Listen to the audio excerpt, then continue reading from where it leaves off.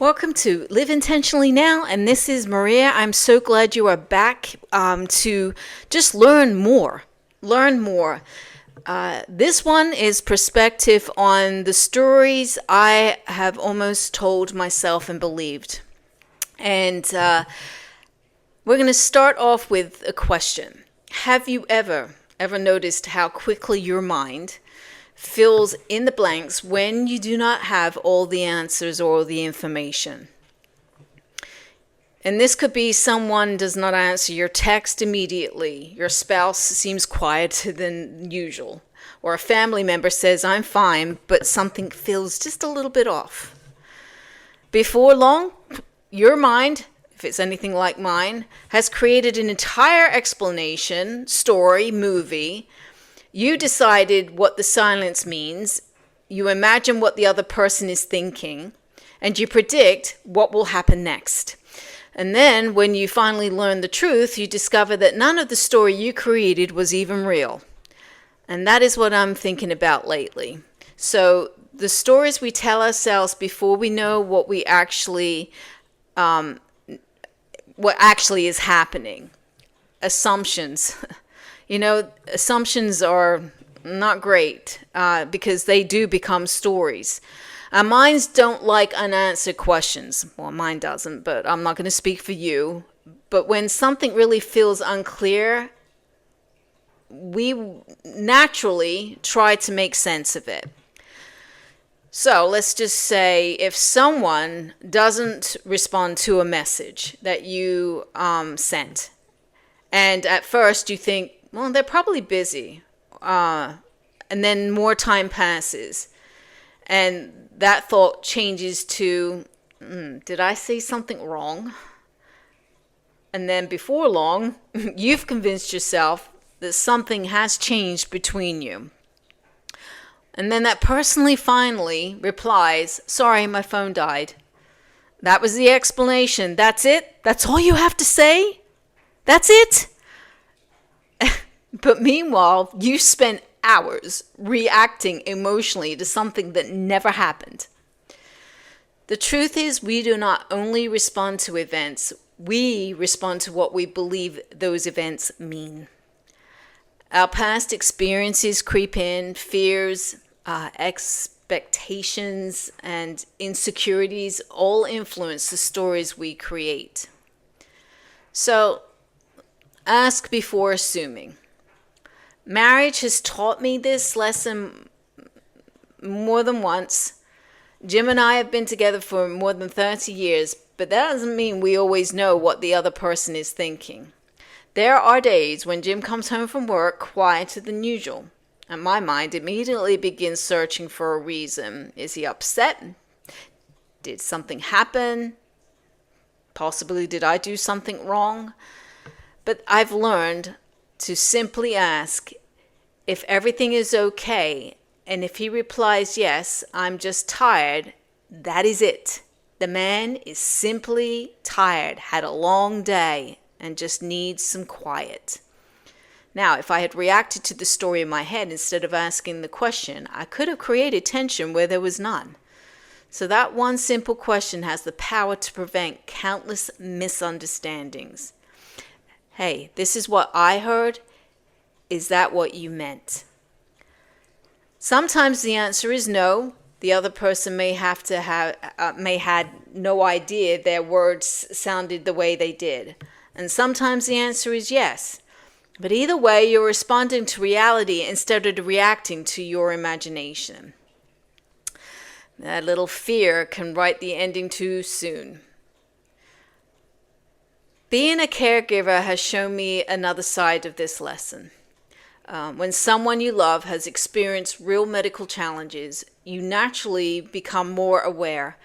You notice changes in behavior, energy, and symptoms because those details truly do matter. The challenge is that awareness can easily become anxiety. One symptom appears, and suddenly your mind begins imagining every possible outcome. I have learned, still learning, to stop and ask myself one simple question. What do I actually know right now? not what I fear could happen, not what happened years ago, not what I just read on the internet. What do I know right now? That question brings me back to the present.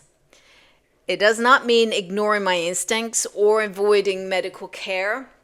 It just simply reminds me to gather information before allowing fear, which is false evidence appearing real, everyone, to write the ending. Now, the view depends on where you are sitting. One of my favorite examples or perspectives come from riding on the motorcycle with Jim. We are riding the same motorcycle on the same road at the exact same time, yet we are experiencing two completely different rides. Jim is watching traffic, road condition, curves, potholes, or anything that could affect our safety.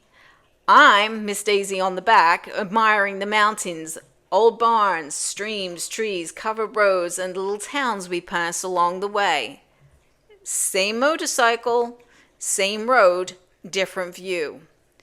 I may notice something beautiful that Jim never sees, and Jim may notice a danger that I never knew existed.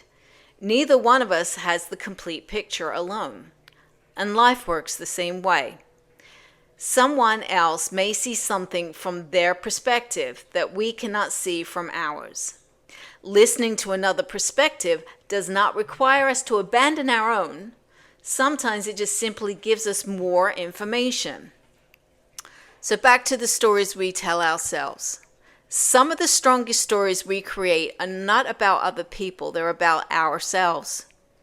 We tell ourselves things like, I'm too old. I'm not confident enough. I'm not good at that. I missed my opportunity. I wouldn't know where to begin. But when we repeat these thoughts often enough, they begin to sound like facts. But are they facts? Or are they simply old beliefs we have never questioned? Starting Live Intentionally Now has challenged some of my own stories, some of the things I say to myself. Like, who am I to write a blog? Who am I to start a podcast? Will anyone listen? Do I know enough? You know what? The truth is I don't have all the answers. You've heard me say that over and over again, and you will continue to hear me say that. But that was never the goal of this. I'm not sharing because I reached the finish line. I'm sharing because I believe there is value in learning together.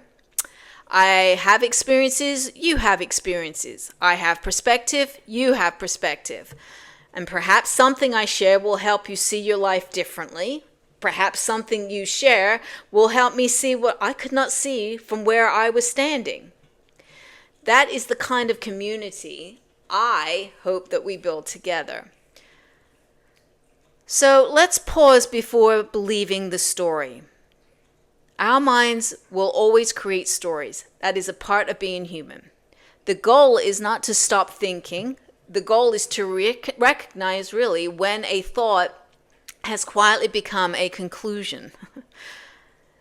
Before reacting, pause and ask yourself, what do I actually know? Could there be another explanation? Am I responding to what happened or what I fear it means? What question could I ask instead of making an assumption? Is this story helping me understand the situation, or is it stealing my peace? Not every story we tell ourselves are false. Sometimes our instincts are absolutely right on point, and we actually really need to start listening to them more. However, every story deserves to be examined before we build our emotions, decisions, and relationships around it. Now, I'm working on becoming more curious before becoming certain.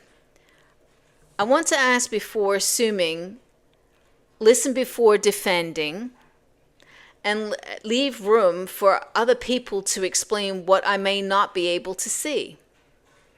But most of all, I want to leave room for myself to grow beyond the stories I have believed about who I am and what I can become. So let me leave you with one final question. What story have you been telling yourself lately? What do you actually know? And what part did your mind write on its own? Your feelings are real, but your assumptions are not always facts. Sometimes the greatest gift we can give ourselves to is really the willingness to pause, ask one more question, and allow the truth to unfold before we decide how the story ends. So it's been great being here with you. I hope that this gives you a little bit of vocabulary to sit with yourself and go over. And until next time, stay curious, ask questions, and give yourself and the people around you the grace to explain. And don't forget, it's all about pausing, learn, reach, and teach. Talk to you soon.